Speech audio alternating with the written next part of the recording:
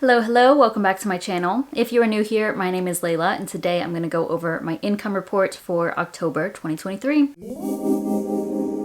I do have a full-time job, but I'm not going to be talking about my income from my full-time job. This is going to be just focused on my business income, extra income, and then my business expenses.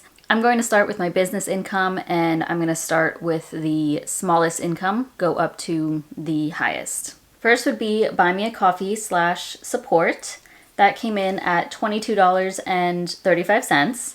This month it came from Natalia. I had mentioned this in my recent Transfer Tuesday video, and she bought me 5 coffees through the Buy Me a Coffee platform, which comes to $25. Then after the fees, it goes a little bit lower, as you can see. But anything that I receive there, I do contribute to my brokerage account at this point. Next is Teachable. Got paid out from selling a course a couple of months ago. That was $41.65. My courses are always linked down below. Etsy, that came to $137.48. On Etsy, I primarily sell digital products, so you can get Google Sheets templates to like track your net worth, or a debt snowball /avalanche tracker, that sort of thing. But more recently, just the other day, I did add some stickers, so I now have physical products available that you can purchase if you're interested.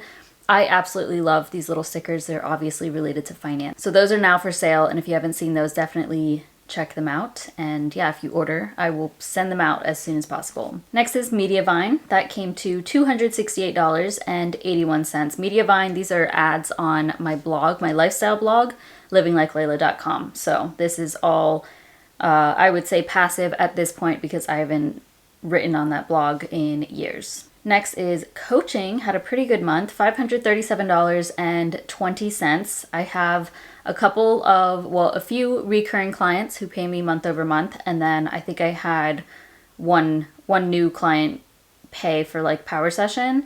But yeah, I do have spots open if you're interested in one-on-one sessions with me. I can help you to budget, to save, pay down debt, all of that stuff. And then soon I have group coaching coming. So I have a wait list for that in my description box. Google AdSense is next, and that came to $1,290.88. This is YouTube ad revenue. And then the final thing here, affiliates /sponsors. This was higher this month. That came to $1,386.16. For this month, it was primarily affiliate sales, actually. Altogether, I earned $3,684.53. Keep in mind that this is my gross earnings. And then there are a number of business expenses that I have, so any expenses I technically am paying for with these earnings. And then I also have to set money aside for taxes after that. But still a really great amount, and it helps me with all of my financial goals, which is exciting. And now we can hop over to my goal tracker for my business income. Last month, I did already surpass my 30K goal. I had reached like 32,000 something, but obviously we still have a couple of months left in 2023, so I'm going to go beyond this. I'm still going to keep the goal at 30,000 because that's what I initially set it at, but it's probably going to be closer to like 43 or so for the year. And now, as of the end of October, I have reached $35,778 total. Super exciting. Again, these are gross earnings, so I do still pay taxes on this. I set that aside and then pay quarterly estimated taxes. But this is super exciting and promising just because y'all know I really want to take my business full-time soon here. And since I'm doing this part-time, this shows that in the future when I actually take this full-time and I'm spending, double the time on my business, I should hopefully be able to double these earnings, if not more. Next is extra income. So first thing here is Citi Cashback, my Citi Custom Cash credit card. I buy all of my groceries with this card because I get 5%. So that came to $14.36. Next is Bank of America Cashback. That was $27.57. Facebook Marketplace, I sold my office chair. So if you haven't noticed, I've been sitting on my new office chair because I had that white one that wasn't the most ergonomic or, best for your posture and all of that. I've had it for years. I really love the look of it, but I no longer needed it. So I was just continuing to keep it in this room so I could sit on it to film.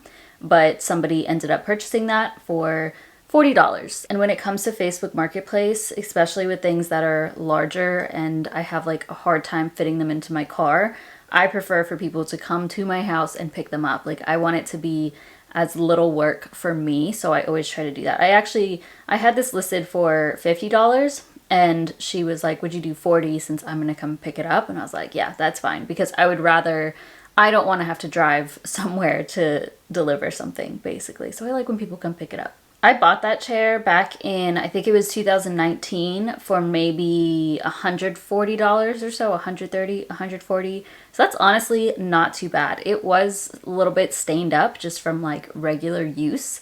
And I mean, it was in good shape, but it was stained up, and I've had it for a long time and have used it every single day basically since I've had it. So I think that's a pretty good amount to get back for it. Next is Discover Cashback. That was $50.89. This was so high because of Amazon shopping. For Q4, they usually always do 5% on Amazon. So I had made quite a few purchases through there, like the furniture stuff, just quite a few random things, my vitamins, supplements, all that stuff. So yeah, I got a decent amount of cash back because of that. Next is my Regions checking bonus. A few months ago, I opened a Regions checking account specifically for this bonus.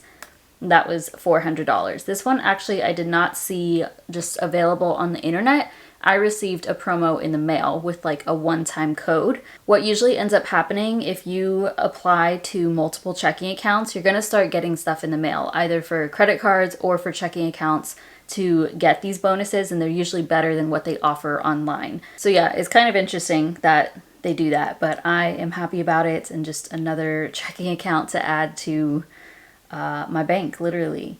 As of right now, I am continuing to direct deposit $250 to that account. I will probably eventually close it, but for now, it's just still there. Altogether, I earned $532.82 of extra income, and now we can go to my goal tracker for extra income.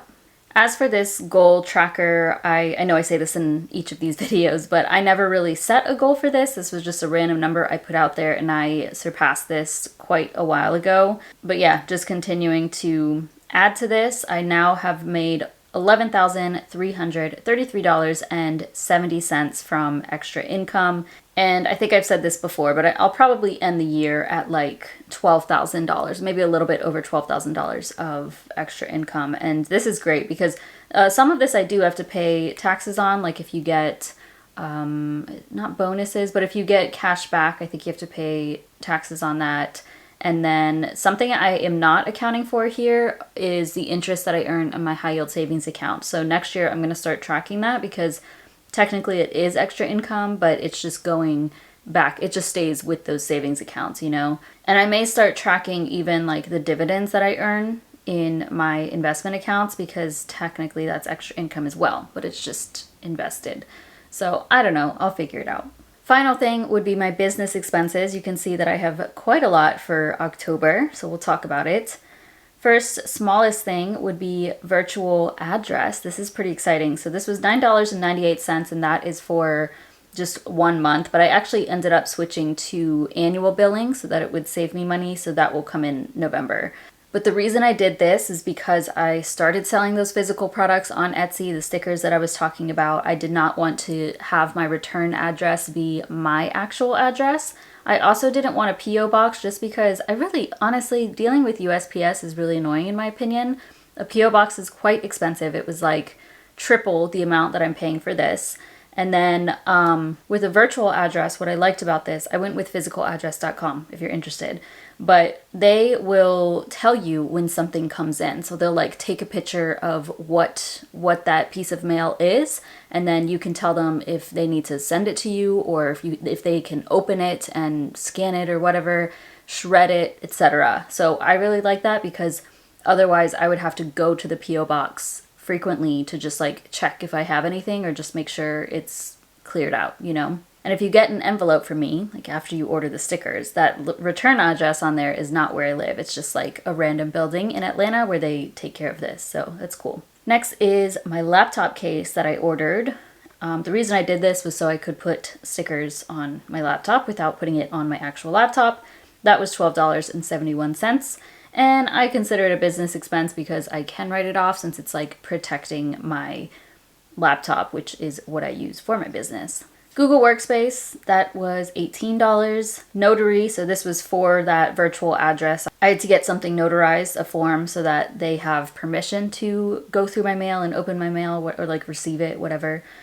So that was $20. That was through the physicaladdress.com setup, and I really appreciated that, so I didn't have to like drive anywhere or do anything. It was all virtual. Stickers and packaging. So this was for me to order all of those stickers that I now have for sale, and then the packaging, which a lot of it I ended up not being able to use. So that all came to $37.62. The reason this is so low, because those stickers typically cost like hundreds of dollars to create, is because I received a credit from Sticker Mule. So that's who is printing them and cutting them for me, and they gave me a $200 credit to start off with. So yeah, this would have been much higher without that. Domains renewal. So this is for my website.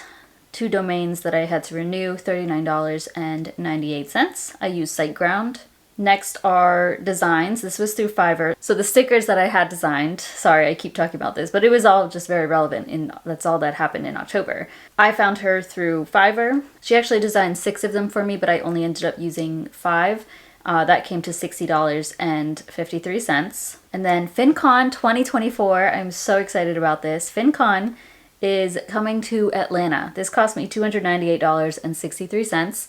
I am signed up for their emails because I was planning on going to FinCon a couple of years ago, and then I was thinking about going this year, but ultimately I did not go to either. And FinCon is a financial conference, by the way. This is primarily for people who create content around finances, so YouTube, bloggers, coaches, podcasts, all of that.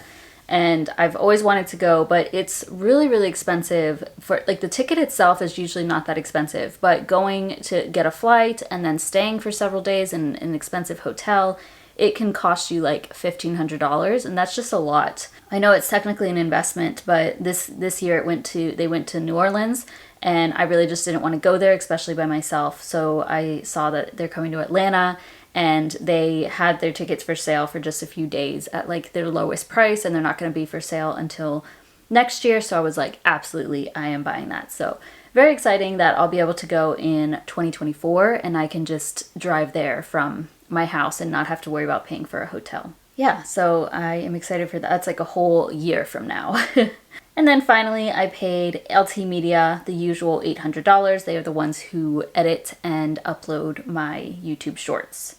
Altogether, my business expenses came to $1,297.45. So a higher spend month, but this is kind of just the norm these days. That is everything for October as far as my business and extra income goes. If you haven't watched it already, be sure to check out my overall financial update for October. That video is already up. Let me know if you have any questions. Otherwise, thank you so much for watching. Please give this video a thumbs up and subscribe if you haven't already. It really supports my channel, and I'll see you in my next one.